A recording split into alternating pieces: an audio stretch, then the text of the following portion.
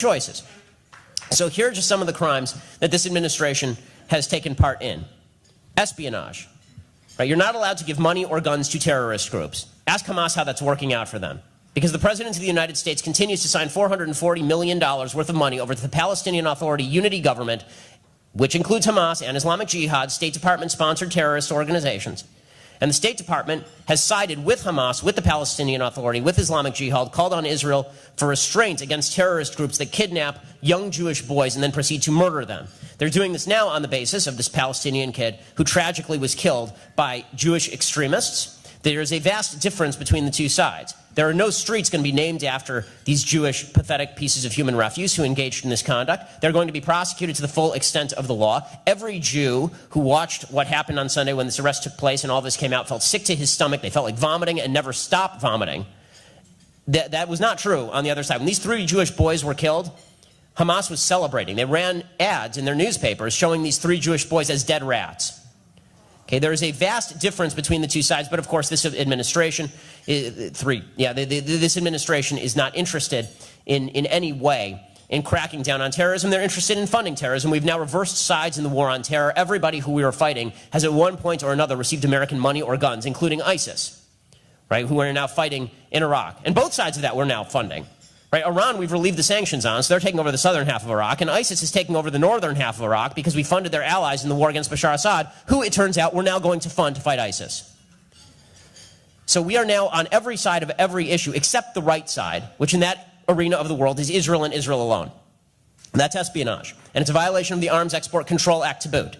The Arms Export Control Act suggests I cannot funnel, if I were to funnel a gun to ISIS, I'd be arrested. If President Obama does it, that's just American foreign policy.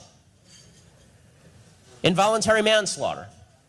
Right? The basic case of involuntary manslaughter, I'm a lawyer, so the basic case for involuntary manslaughter is a 3-pronged test. Right? Somebody died, number 1. Somebody died as a result of reckless action, number 2. Number 3, the person who took that reckless action knew it was reckless and could result in death at the time.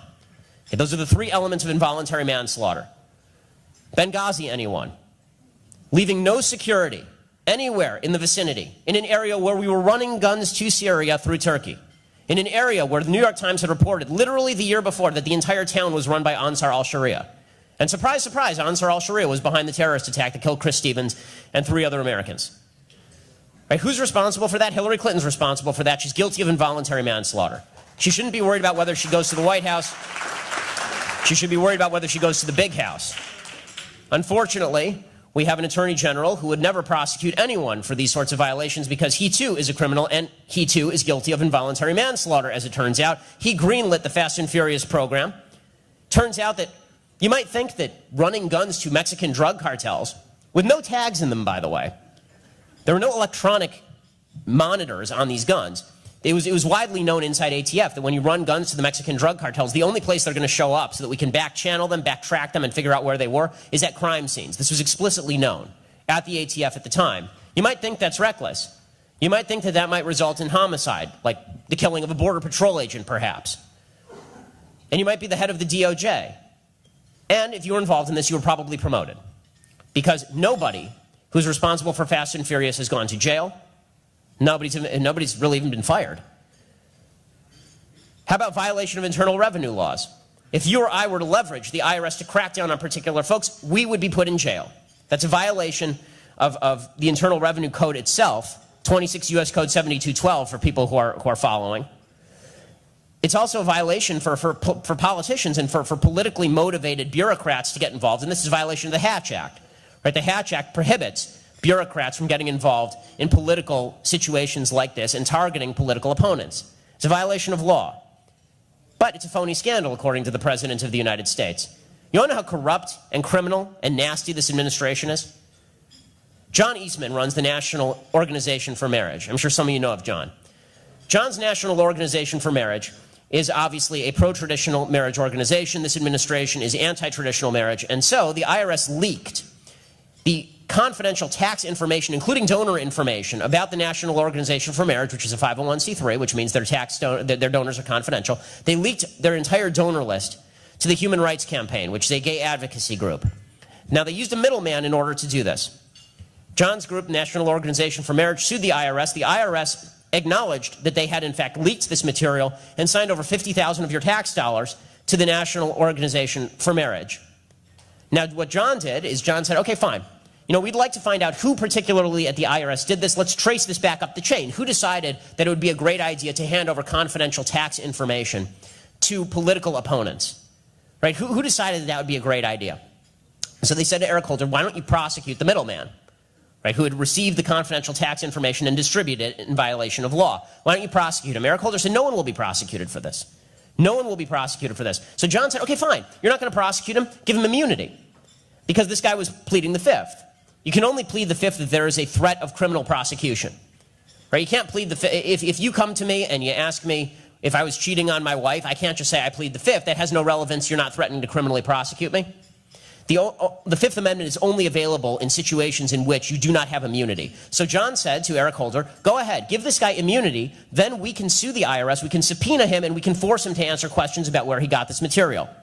And Eric Holder said, I will not give him immunity.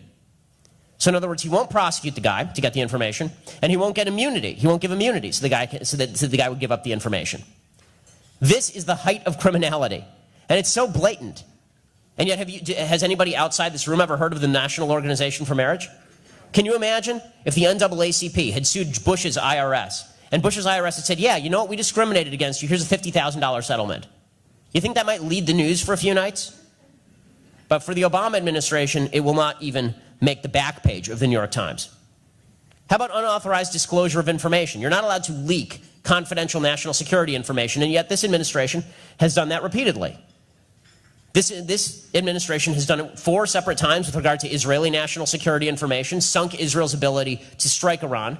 Israel was supposed to use an airbase in Azerbaijan to strike Iran. That was leaked by the Defense Department to the New York Times. Israel was supposed to work with the Saudis to use Saudi airspace to strike Iran. That was leaked by the Defense Department to the New York Times. Israel was behind Stuxnet. That was leaked by the Defense Department to the Washington Post. And Israel was working out agreements with particular groups to go in and try and decapitate some of the heads of the nuclear program. That was also leaked by the Defense Department to the Washington Post. But it's not just Israeli national security information that's being leaked. You know how we all knew that President Obama had his kill list? You know, Rand Paul has been very big on President Obama has his kill list. American citizens abroad who he just decides we can kill. Which, by the way, is, regardless of what you think of the killing of Anwar al-Awlaki, and I'm fine with it. He's a terrorist. He deserved to die. The possibility that we now live in a country where the president can determine, based on which side of the bed he woke up this morning, whether to hit somebody with a drone or trade them for 5 Taliban terrorists is frightening. That should be frightening. Bo Bergdahl was no friend to the United States, according to most reports.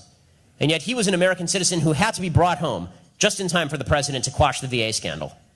He had to be brought home at the cost of 5 top Taliban officials. Because he was an American citizen, he had to be brought home. Well, if his name happened to be Anwar, he'd be dead from a drone strike in Yemen. So the president literally, I mean, that is, if there's anything that speaks to dictatorial power, it is the ability of the president to unilaterally declare who is an American citizen and who is not an American citizen for the purposes of hitting them with a drone or trading terrorists for them.